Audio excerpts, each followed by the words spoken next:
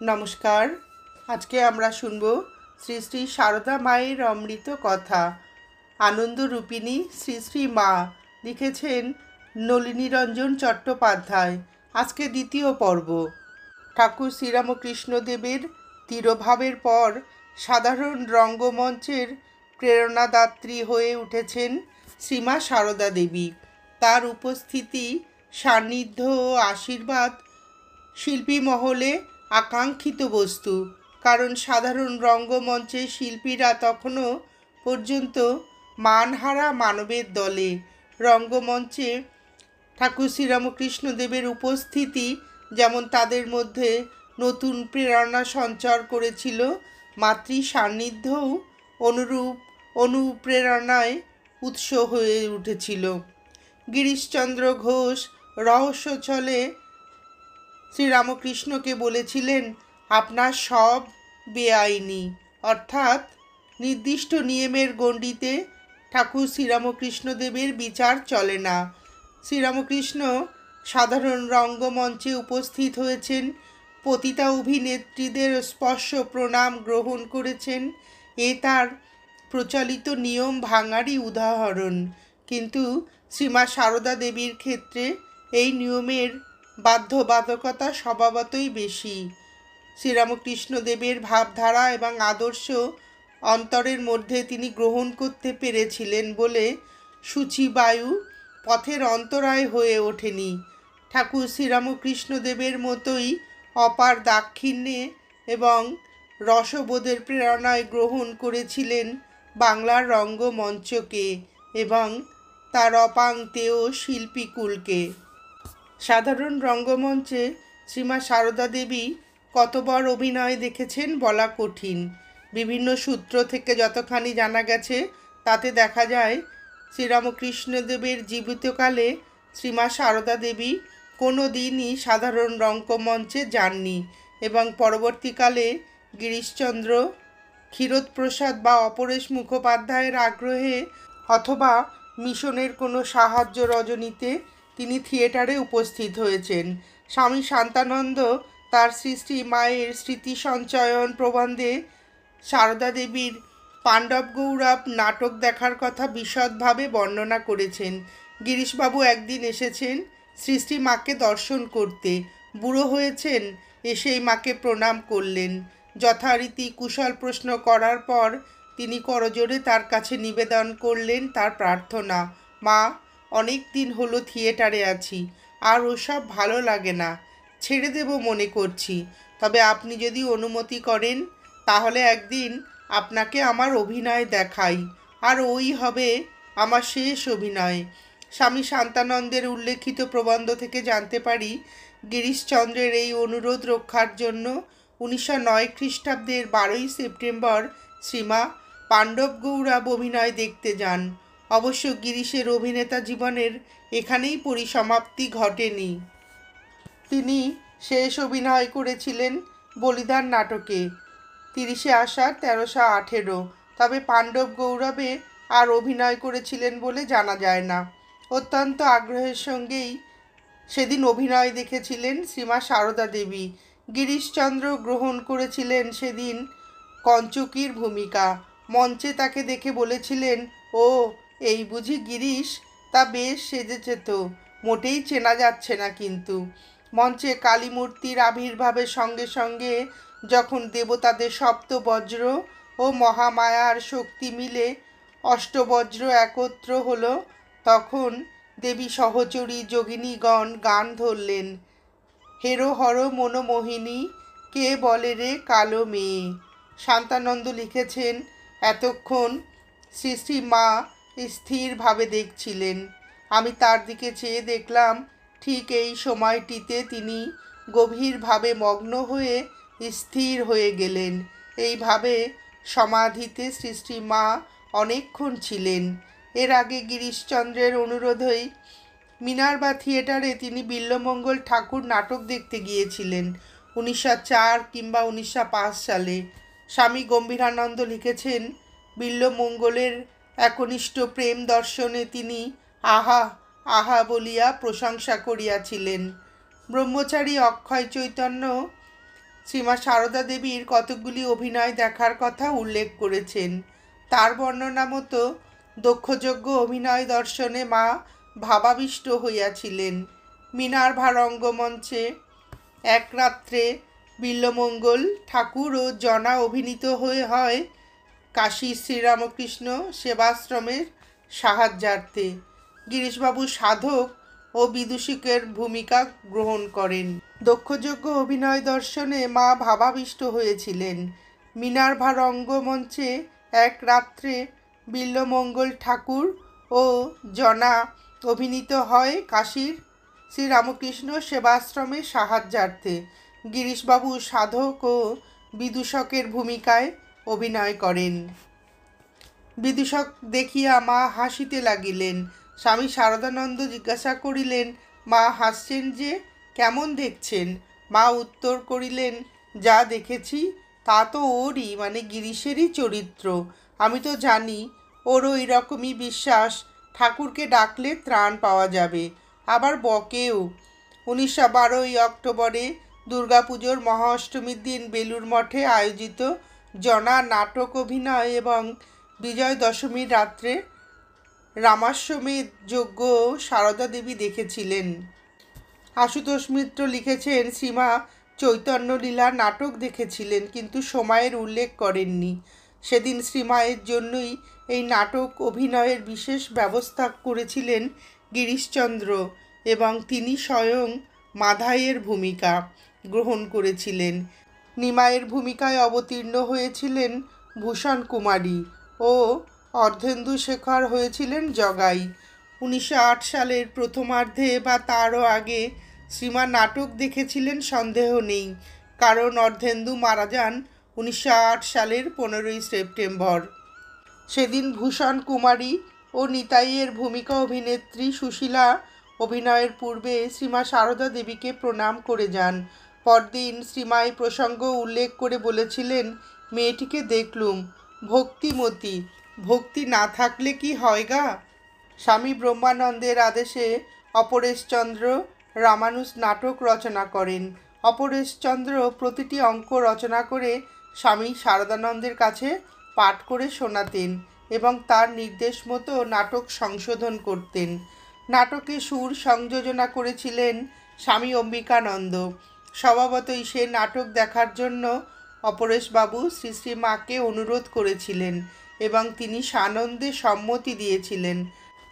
রামানুজ নাটক দেখার দিনেই একটি ঘটনা থিয়েটার জগতে রীতিমতো আলোড়ন তুলেছিল। সেদিন থিয়েটার শেষ হয়ে যাবার পর অপরেশবাবু অভিনেত্রী নীরদা সুন্দরীকে ডেকে বলেন, ওপরে যা, সারদা মা এসেছেন, তোকে ডাকছেন। নীরদা সুন্দরী সেই পোশাকেই ছুটলেন মাতৃ সকাশে। শ্রীমা সারদা দেবী তাকে কোলে টেনে নিয়ে সস্নেহে চুম্বন করেছিলেন। থিয়েটারের পতিতা অভিনেত্রীর কাছে এই সৌভাগ্য অকল্পনীয়। নীরদা সুন্দরী রামানুজ নাটকে লক্ষণের কলহপরায়ণা স্ত্রী চম্বসার ভূমিকায় অভিনয় করতেন।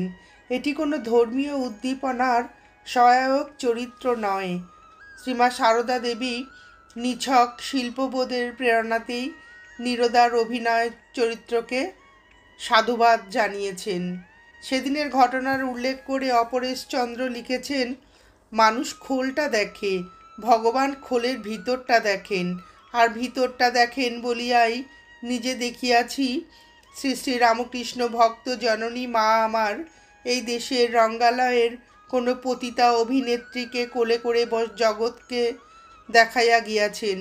ভগবানের দয়া কাটা গাছকে বাছে না, সে দয়ার পাত্র পাত্রী নাই, সে দয়া বিচার করে না, ব্যবহারিক জগতের কোনো বিধিনিষেধ মানে না, সে কেবল জাতি নির্বিচারে সকলকে পবিত্র করিয়া লয়। এই নাটকটির সঙ্গে জড়িয়ে আছে আরও একটি স্মরণীয় ঘটনা। রামানুজ গুরুর কাছ থেকে সিদ্ধমন্ত্র গ্রহণকালে গুরু শর্ত করেছিলেন, সেই মন্ত্র রামানুজ অন্য কারো কাছে উচ্চারণ করতে পারবেন না। শর্ত ভঙ্গ হলে শ্রবণকারী মুক্তি লাভ করবে, কিন্তু রামানুজের হবে অনন্ত নরক। মানুষের বেদনায় বিচলিত রামানুজ শর্ত ভঙ্গ করে অনন্ত নরকের বিধান মাথায় নিয়ে এক বিপুল জনতার কাছে শোনালেন সেই মন্ত্র। এই দৃশ্যে সীমা দর্শকের আসনে গভীর সমাধিতে নিমগ্ন হন। থিয়েটার শেষ হবার পর যখন রামানুজের ভূমিকা অভিনেত্রী তারাসুন্দরী প্রণাম করতে যান, তখনও তিনি অর্ধ সমাহিত। অবশেষে গোলাপ মায়ের চেষ্টায় তার স্বাভাবিক অবস্থা ফিরে আসে এবং তারাসুন্দরী প্রণাম করলে শ্রীমা দৃঢ়ভাবে তারাকে আলিঙ্গনাবদ্ধ করে তাকে আশীর্বাদ করেন। প্রবাজিকা ভারতীপ্রাণা সেদিন মায়ের সঙ্গে ছিলেন। অভিনয়ের প্রতি তার সহজাত আকর্ষণ তার অভিনয় শিল্পীর প্রতি আচরণে কখনো কখনো ধরা পড়েছে। অভিনেত্রী তারাসুন্দরী উদ্বোধনের বাড়িতে শ্রী শ্রী মায়ের কাছে প্রায় যেতেন। একদিন তারাসুন্দরী এসেছেন এমনি মাতৃ সন্দর্শনে। সারদা মায়ের শরীর তখন অসুস্থ। তারাসুন্দরী মাকে প্রণাম করে যুক্ত করে দরজার নিকট বসিয়া খুব ভক্তি ও মৃদুস্বরে কথাবার্তা বলিতেছেন। কিছু পরে মা বলিতেছেন, থিয়েটারে তো বেশ বলো, এমন সেজেগুজে আসো, তখন তো তোমাকে চেনাই যায় না, এখানে এমনি একটু শোনাও দেখি। তারাসুন্দরী অনেক সময় পুরুষের ভূমিকার অভিনয় করতেন। তারাসুন্দরী মায়ের আদেশে জোর হাত করিয়া মাকে নমস্কার করিয়া বেশ বীররস ব্যঞ্জক প্রবীরের অভিনয় করিয়া কিছুটা শোনাইলেন। বঙ্গ রঙ্গমঞ্চের মহত্তম দর্শক ঠাকুর শ্রীরামকৃষ্ণদেব। বাংলার ছায়াছবিও অনুরূপ সৌভাগ্যের অধিকারী হয়েছিল সমমাপের আরেকটি ব্যক্তিত্বের গুণে। তিনি শ্রীমা সারদা দেবী। ব্রহ্মচারী অক্ষয় চৈতন্য জানিয়েছেন, 1325 সালের 12ই কার্তিক শ্রীমা কর্নওয়ালিস স্ট্রিটে নির্বাক ছবি শ্রীকৃষ্ণ জন্মাষ্টমী দেখেছেন। একই সঙ্গে আরও একটি তথ্য দিয়েছেন অক্ষয় চৈতন্য। ভাইজিদের আবদার রাখতে শ্রীমা গড়ের মাঠে সার্কাস দেখতে গিয়েছিলেন ওই বছরেরই বড়দিনের সময়। কোনো বিশেষ সংস্কার শ্রীমা সারদা দেবীর অভিনয় রস গ্রহণের পথে কখনো অন্তরায় হয়ে ওঠেনি। একবার বেলুড় মঠে বিজয় দশমীর দিন প্রতিমা বিসর্জনের সময় নৌকাতে ডাক্তার কাঞ্জিলাল নানা অঙ্গভঙ্গি এবং রঙ্গব্যঙ্গ করে সকলকে আনন্দ দান করবার চেষ্টা করছিলেন। শ্রীমা সারদা দেবী নিজের ঘরে বসে সেসব দেখছিলেন। কাঞ্জিলালের ওই চপলতা এক ব্রহ্মচারীকে ক্ষুব্ধ ও বিরক্ত করে। সেদিকে শ্রী শ্রী মায়ের দৃষ্টি আকর্ষণ করা হলে তিনি নির্দ্বিধায় রায় দিলেন, না না, এসব ঠিক, গান বাজনা রঙ্গ ব্যঙ্গ এসব দিয়ে সকল রকমে দেবীকে আনন্দ দিতে হয়। বিল্বমঙ্গল নাটক দেখার দিন গিরিশবাবু গ্রহণ করেছিলেন সাধকের ভূমিকা। নানা রকম ভাবভঙ্গির মধ্য দিয়ে কপট সাধুর অভিনয় শ্রী মায়ের কাছে উপভোগ্য হতে পেরেছিল নাট্যবোধের প্রেরণাতেই। বাল্যে যাত্রা গান শোনার অভিজ্ঞতা তার জীবনের একটা স্থায়ী প্রভাব বিস্তার করেছিল, কথা আগেই বলেছি। নিজেই এক সময় বলেছেন, তখন মা, যাত্রা কথকতা এইসব ছিল, আমরা কত শুনেছি, এখন আর তেমনটি শোনা যায় না। কিন্তু যাত্রা গানের প্রতি তার এই আকর্ষণ সমগ্র জীবনেই অব্যাহত। এমনকি ভাষার ব্যবধান ও তার রস উপলব্ধির পথে অন্তরায় হয়ে দাঁড়ায়নি। কাশীতে বৃন্দাবন থেকে আগত একটি দল শ্রীরামকৃষ্ণ অদ্বৈত আশ্রমে 3 দিন রাসলীলা অভিনয় করল। অভিনয়ের প্রতি শ্রীমা সারদা দেবী শ্রীরামকৃষ্ণের কথারই পুনরাবৃত্তি করলেন। আসল নকল এক দেখলুম। রাধাকৃষ্ণ বেশধারী বালক দুটিকে টাকা দিয়ে প্রণাম করলেন। বলরাম বাবুর জমিদারি উড়িষ্যার কোঠরে থাকাকালীন শ্রীমা একবার ওই দিককার যাত্রা দেখেন। সরস্বতী পুজোর রাত্রে যাত্রা হয়। দুটি বালক শ্রীকৃষ্ণ ও শ্রীমতীর ভূমিকায় অভিনয় করে। সে যাত্রায় শুধু নাচ আর গান, একটিও কথা নেই। সারা রাত ধরে যাত্রা চলে। শ্রীমা এই যাত্রা দেখে এত মুগ্ধ হন যে সরস্বতী পুজোর চিরন্তন বিধি পাল্টে তিনি পরপর 2 দিন পূজার এবং 3য় দিনে নিরঞ্জনের বিধান দেন, যাতে 2য় রাত্রেও ওই যাত্রার পুনরভিনয় সম্ভব হয়। ওই যাত্রার একটি গান শ্রী মায়ের বিশেষ পছন্দ হয়। তার একটি কলি পরবর্তীকালে মায়ের গলায় মাঝে মাঝে শোনা যেত। যাত্রা গান, কথকথা, কীর্তন বাসর অনেক অনুষ্ঠানেই সাগ্রহে যোগদান করেছেন শ্রীমা সারদা দেবী। সেগুলি দেখে আনন্দও পেয়েছেন সহজাত রসবোধের প্রেরণায়। কিন্তু জীবনের শ্রেষ্ঠ পালা গান শুনেছিলেন কামার পুকুরে। সে এক দুর্লভ সৌভাগ্য। একবার নিকটবর্তী কোনো গ্রামে যাত্রা অভিনয় হইতেছে শুনিয়া শ্রীমা পরিবারের অন্য এক মহিলার সহিত তথায় যাইতে চাইলে ঠাকুর শ্রীরামকৃষ্ণদেব অনুমতি দিলেন না। ইহাতে তাহাদের মনোকষ্ট হইয়াছে বুঝিয়াও তিনি দুঃখিত হইলেন এবং সান্ত্বনাচ্ছলে বলিলেন তিনি মানে শ্রীরামকৃষ্ণদেব স্বয়ং সমস্ত অভিনয়টি তাহাদিগকে দেখাইবেন। ওই অভিনয় তিনি একবার মাত্র দেখিয়াছিলেন, কিন্তু অপূর্ব স্মৃতিশক্তি এবং নাট্য কৌশল সহায়ে সুরতাল সহকারে তিনি সমস্ত পালাটি এমন সুন্দরভাবে অভিনয় করিলেন যে মহিলারা যাত্রা না দেখার দুঃখ ভুলিয়া মুগ্ধ চিত্তে তাহার অঙ্গভঙ্গি, বাক্যালাপ এবং সঙ্গীত দেখিতে ও শুনিতে লাগিলেন। দুর্গাপুরী দেবী লিখেছেন, মাতা ঠাকুরানী সঙ্গীত অনুরাগিনী ছিলেন, নিজেও গাহিতে পারিতেন। তাহার কণ্ঠ ছিল অতি মধুর, কিন্তু পাছে কেহ শুনিতে পায় এই জন্য নিম্ন কণ্ঠে গাইতেন। ঠাকুর স্বয়ং তাহার সঙ্গীত শুনিয়া প্রীত হইতেন। একবার দক্ষিণেশ্বরে ঠাকুর শ্রীরামকৃষ্ণদেব শ্রীমা সারদা দেবীর গান শুনিয়েছিলেন আকস্মিকভাবে। সেদিন রাত্রে দক্ষিণেশ্বরে শ্রীমা ও লক্ষ্মী দেবী মৃদু গলায় গান করছিলেন, ভজন গান, এবং সুন্দর ভাবের গভীরতায় হয়তো কণ্ঠ কিছু উচ্চগ্রামে পৌঁছেছিল। পরদিন শ্রীরামকৃষ্ণদেব মা সারদা দেবীকে বললেন, কাল যে তোমাদের খুব গান হচ্ছিল, তা বেশ বেশ ভালো। ভানুপিসি বলেছিলেন শ্রীমা সারদা দেবীকে, আমি যেন ঠাকুরের গান শুনতে পাই যখন তুমি গাও। কিন্তু সে গান শোনার সৌভাগ্য অর্জন করেছেন খুব কম লোকই। সরলা দেবী শুনেছিলেন মাতৃকণ্ঠে নীলকণ্ঠের একটি গান, ও প্রেম রত্ন ধন রাখতে হয় অতি যতনে। তিনি লিখেছেন, কি মিষ্ট গলায় মা এই গানটি গাহিয়াছিলেন তাহা আজ পর্যন্ত যেন কানে লাগিয়া আছে। শ্রীমতী রাধুর নিত্য নতুন আবদার শ্রীমা হাসি মুখে রক্ষা করতেন। একদিনের কথা লিখেছেন দুর্গাপুরী দেবী। সন্ধ্যাবেলা রাধারানী মাকে আবদার জানায় তাহাকে গান শোনাইতে হইবে। মা সুর করিয়া বলিতে লাগিলেন, বন থেকে বেরোলে টিয়ে সোনার টোপর মাথায় দিয়ে। রাধু বলিল, এটা শুনেছি, নতুন একটা বলো। ঝিকিমিকি তারা বনকে বাদুরা। রাধারানী ইহাতেও সন্তুষ্ট না হইয়া বলিল, পিসিমা তুমি একটা গান গাও। অগত্যা মা গান আরম্ভ করিলেন। কেশব কুরু করুণা দিনে কুঞ্জ কানন চারি, মাধব মনমোহন মোহন মুরলীধারী, হরিবোল হরিবোল হরিবোল মন আমার। গিরিশের নাটকের গান, যে গান গিরিশের কণ্ঠে শুনে ভাবাবেশে ঠাকুর শ্রীরামকৃষ্ণদেব তাকে জড়িয়ে ধরে তার কোলে বসেছিলেন। রামকৃষ্ণ সম্প্রদায়ের সঙ্গেও এই গানের প্রাণের যোগ।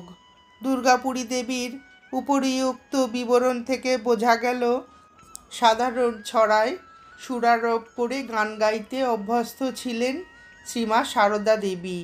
দুর্গাপুরী দেবী শ্রী মায়ের কণ্ঠে আরেকটি গান শুনেছিলেন বলে উল্লেখ করেছেন। গানটি বাল্মীকি আশ্রমে নির্বাসিতা সীতা দেবীর খেদোক্তি। সাধনার গুণে পেয়েছিলাম নবদুর্বা দল শ্যামে, হারায়েছি বিনা যতনে ধিক রে জীবনে। শ্রীরামকৃষ্ণ বিরহিতা মা সারদা দেবীর হৃদয় নিঃসারিতা বেদনা গানটিকে যে কতখানি মর্মস্পর্শী করে তুলেছিল তা অনুভব করেছিলেন দুর্গাপুরী দেবী। আমরা অনুমান করতে পারি মাত্র। নমস্কার, আজ এ পর্যন্তই। সেই সময় সমাজে যারা যাত্রা বা থিয়েটার করত তাদের সামাজিক মর্যাদা ততটা ছিল না, কিন্তু তারা ঠাকুর ও শ্রী মায়ের কাছ থেকে পেয়েছে অফুরন্ত ভালোবাসা এবং উৎসাহ। আনন্দ রূপিণী শ্রী শ্রী মায়ের এই মধুর অমৃত কথা শুনে আপনাদের ভিডিওটি কেমন লাগলো জানাবেন। শ্রী শ্রী ঠাকুর ও শ্রী শ্রী মা ও স্বামীজির আশীর্বাদ আপনাদের মাথায় অঝোর ধারায় বর্ষিত হোক, এই প্রার্থনা করে ভিডিওটি শেষ করছি।